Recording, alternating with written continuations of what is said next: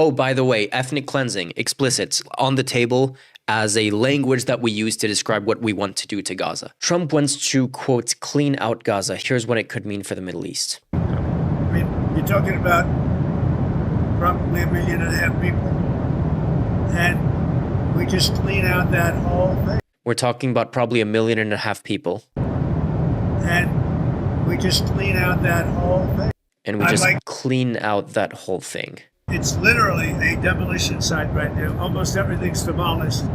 It's literally a demolition site. It's also literally ethnic cleansing when you're talking about cleaning out 1.5 million people from their homeland.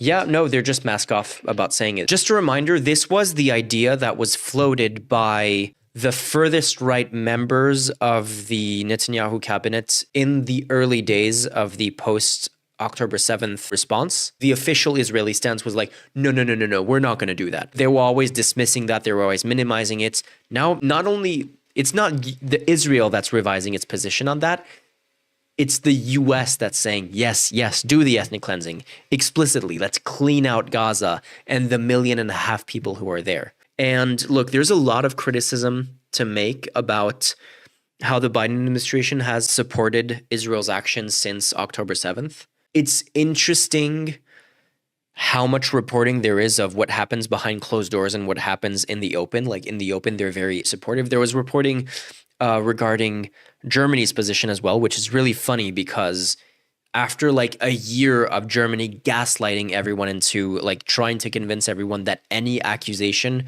of Israeli war crimes, of calling it genocide, of any kind of like criticism of Israel's response was all anti-Semitism and unacceptable in Germany, when it came out that behind closed doors, German diplomats were actually pushing back against what Israel was doing. They were just meanwhile telling other people that were protesting in the streets that those same opinions about what Israel was doing was anti-Semitic. So yeah, again, like there's criticism you can make of the Biden admin, but any semblance, any hope of even the minor, the smallest behind closed doors pushback, none of that is happening anymore. Apparently Google Maps. Yeah, okay, it is up to date. Look at this. How fucked up is that? They've like bulldozed the land and just did a Star of David to like brand it.